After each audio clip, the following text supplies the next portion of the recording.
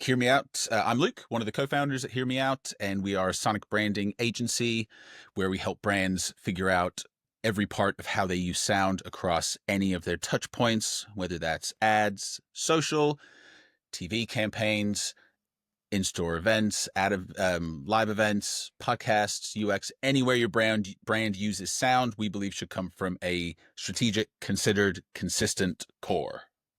I love it.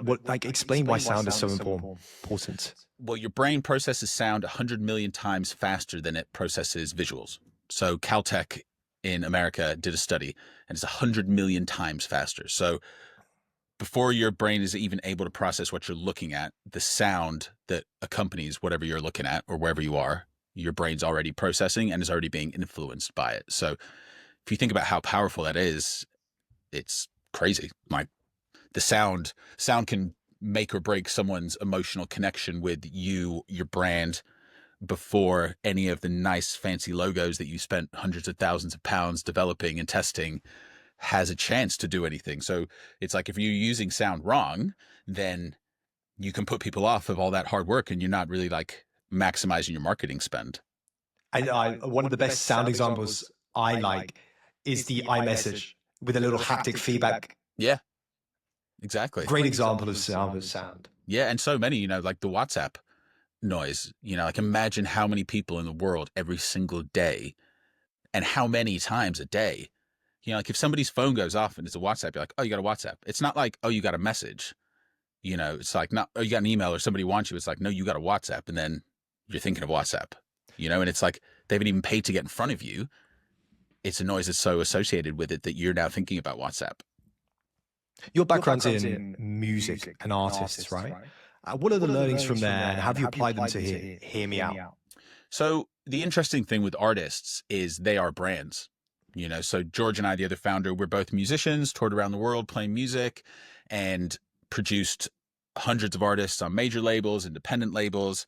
And it's just like a brand, someone comes in and they want to put something out into the world that helps people understand them better and make a connection. And you have to ask them a bunch of questions, figure out who they are, why people should care, and what they're trying to put out into the world, like the impact they're trying to have. And then it was our job to then pick the sounds, the lyrical content, etc., and package all of that so that when somebody hears it on a Spotify playlist or at a gig, you've created almost like a magnet. And you're just attracting the exact kind of people that you want to you, And that's the joy of music is if I'm creating like a dark pop song for somebody, I know that somebody that's super into metal isn't going to hear it and go, ooh, that's my kind of thing. It'll just instantly, it separates everyone, which is pretty incredible when you think about it in relation to your brand and the ability to instantly stop wasting time with people that are irrelevant to your brand and won't like you anyway. And then it just instinctively draw people in that resonate, part of the musical pun, with what you want to put out and the impact you want to have. So it's a real, we noticed the parallel almost instantly when George and I transitioned across from producing artists full time. How'd you get from I don't have any sonic branding, any sound, to I have like a portfolio of sounds that I can use to implement into the business? So we always want to start with, there's not one size fits all. You got to meet people where they're at and what they're actually putting out into the world. So first step is figuring out where you're spending most of your marketing budget or your time in terms of the output that your company has. So if that's social media, then focus there. If you're going straight for an ad TV campaign, then obviously you could focus in on that. And then a brand is never too small to start.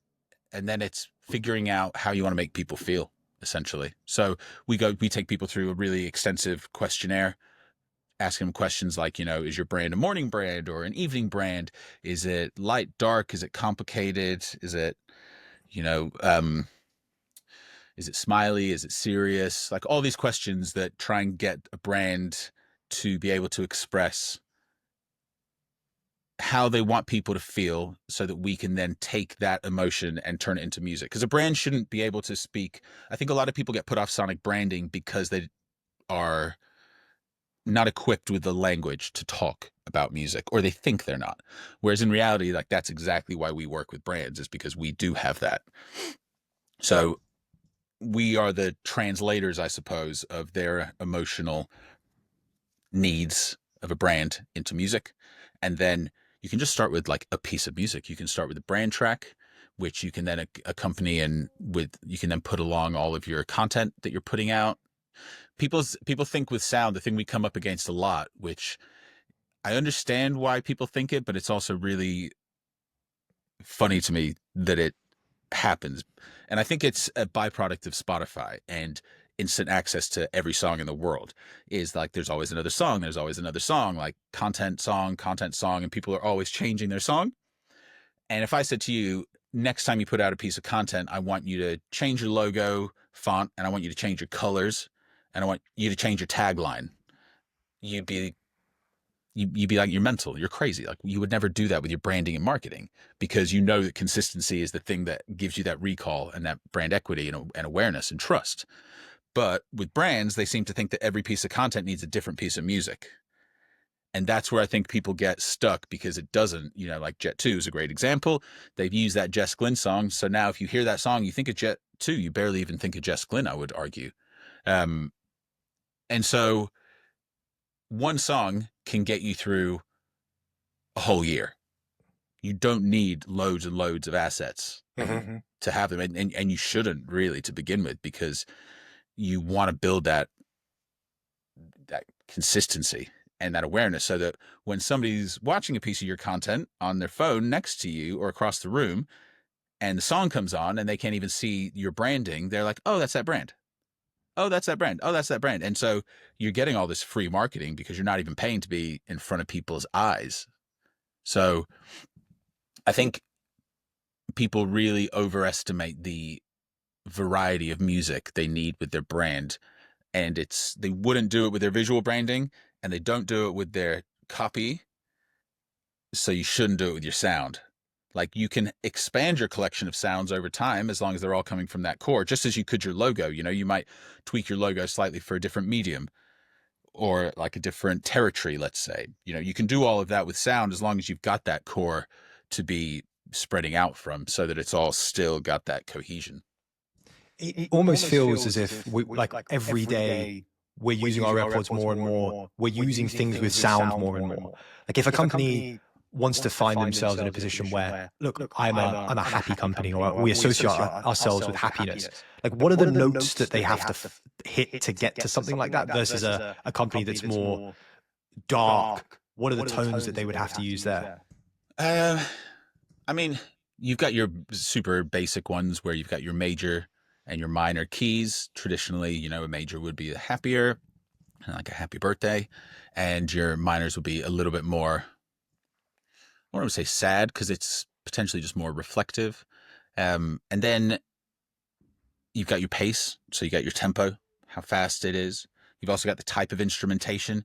You've got, say, for like a happy song, it's not generally something you would have like a distorted guitar, playing like a lead line, like you could do, but that's often associated with a little bit of a darker energy. So you have all that stuff that gives you those sort of basic foundational feelings.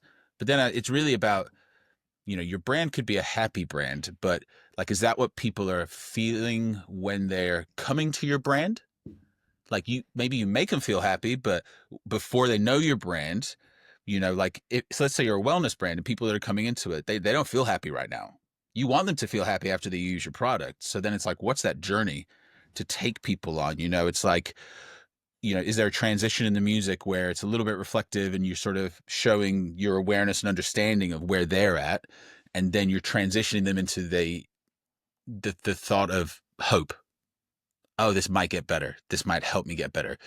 Because if you're unhappy, and I'm sure you've experienced this, I'm sure everyone has. If you're unhappy and somebody comes in the room and just like, just be happy, and they just start playing something really happy at you, you're like, piss off. I'm not in this mood. You gotta work me up to it. So I think that's really the journey that sound can instantly help with. You know, it's an emotional shortcut, I would say, is a great way of describing sound when you attach it to your brand. Talk to me about some of the work you're doing. I know it's that you're doing some work with the coral reefs and bringing them back to life through sound. Yes. Can you walk me through that process? Yeah. So acoustics, George, the other founder, he is very heavily involved in this one. And they worked with some scientists. And sorry, George, if you're watching this, if I butcher this or get it wrong, please do forgive me. But they worked with some scientists that recorded the sound of a healthy reef and then just decided to try and play that sound underwater to a dying reef. And the sound of a healthy reef brought back wildlife to then start to repopulate and regenerate the reef, which is mind-blowing. It is, isn't it? It's like, it's the same as, you know, going into a forest that has a disease in the trees and taking speakers from a healthy forest with really strong redwood sequoias, you know, and then all of a sudden birds coming back and, you know, bees starting to pollinate the areas that it didn't before just because of the atmosphere that was created. And I guess there's that parallel, isn't there, in terms of, you know, like somebody wanting to be happy. It's like you're creating that space for them to come back to it, as opposed to like nailing it into their head. It's like allowing it to pollinate, I suppose, in its own time. For the first time in a long time, we have this like access to sound. I know a few years ago, maybe it was a couple of decades ago, on TV, they stopped people using sound in a certain way because it used to hypnotize the audience. Like, do you feel that there's this group of brands that may actually end up going down that route again because we have access to the ability to create sound using these AI products? Or do you think we're going to be able to use it properly? Yeah, I'm not sure. Well, there's an interesting conspiracy theory out there. I don't necessarily align with it, but all music is tuned to what is 440 hertz. That's like the current mode of tuning. And there's a stream of thinking that the music back in the day was 432, which was far more harmonious and in alignment with like the vibration of the human body. And, you know, corporations or rulers or whatever changed it to 440 hertz because it would allow people to have more control over the people that were listening to it. So there is this aspect of music which plays into the question, which is healing. But, you know, I guess, well, this is a ridiculous pivot, so do forgive me, but it's, you know, it's like the equivalent of like good witchcraft or bad witchcraft. You know, it can be used for good and it can be used for bad. It's all just sort of in the person that's using it. So there's like, you know, this healing that's been done for people with Alzheimer's that's like 40 hertz, where you sit in this sub chair and it just pumps your body full of 40 hertz, and it's been able to like regenerate cells. There's like 111 hertz, which, you know, changes your brain into like what they call like God mode, which is like a theta brainwave.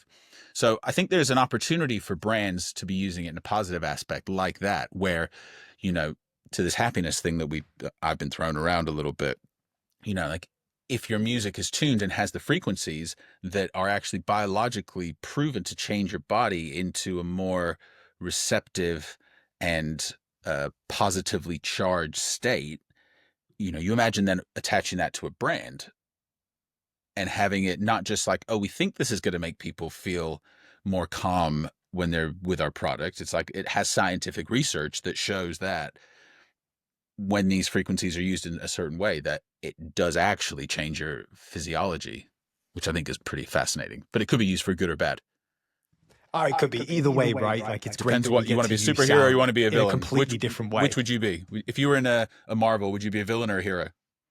Oh, I think I play the villain. The Marvel villains are always quite good. Yeah, I think it'd just be more fun as well. That's the thing. As long as it's exactly. It's like we love the sound that's associated with that. We love the vibes that get associated with a Doctor Doom or I don't know what the latest one is. I think they've gone off on a better weird one. Galactus. Better costumes as well. You always look gnarlier as the villain as well. So yeah. Talk to me about WeTransfer. We touched on it yesterday. It's been in the news for the last 24 hours. You have some thoughts. I mean, what a mishap right? Like to change your terms and conditions, to say that it's going to use the AI models, they're going to start using AI models to start training all of that data that you're sending. Makes a lot of sense for the company. They seem to have backtracked on that. Thoughts? Didn't even go live, and they backtracked on it. It was it was due to go live in August. It's crazy that they didn't check more of the wording with. We're not lawyers, you know what I mean? Like, obviously, everything gets sensationalized and bite-sized. So it's like, you got to be really clear with this stuff. And it's interesting because I was researching it more this morning, and even the old terms and conditions, you still gave up a lot. But like, who reads the terms and conditions? Like, whoever does that? Like, I understand why companies are doing it, because data is, the most valuable currency that anyone has in the world. But yeah, I just thought it was crazy to think. And there's so many gray areas around that. And like, one of the crazy things I thought when I was reading it this morning was, even after your account's been deleted, you could send something, cancel your account, delete your account, and still whatever you've sent there, they have access to. And it's just a little bit vague. It's like, we have the right to sub-license your stuff. Like, yes, they don't own the IP. They've never said they own the IP. If people are saying they own the IP, it's like, that's sensationalism. That gets you headlines. That gets you clicks for sure.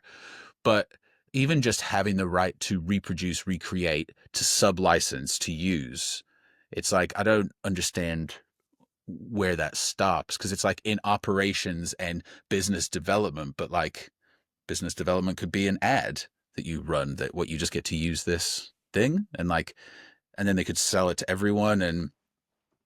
But it's a weird thing. It's like, WeTransfer is free. I've never paid for WeTransfer. Why shouldn't they get something out of it? Why should I expect WeTransfer to just host this website that I can send 2 gig of files to anyone I want around the world for free, never even considering a pro account? Like, oh, these guys are just great. Look, they must just run on angel dust and unicorn, hair. They're like, obviously they got to get something out of it. So part of me is like, do you want to use it?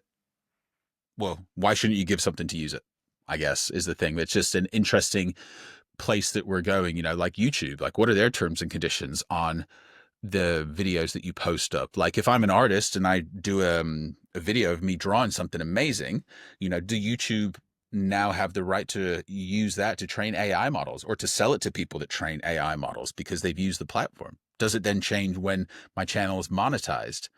It's like, this is like the first, or at least in my experience, this is the first sort of chink to expose like a much longer battle, and like crazy, almost like a Cold War. It's like just an intelligence war against like where people are going to lie with all of the stuff that they create.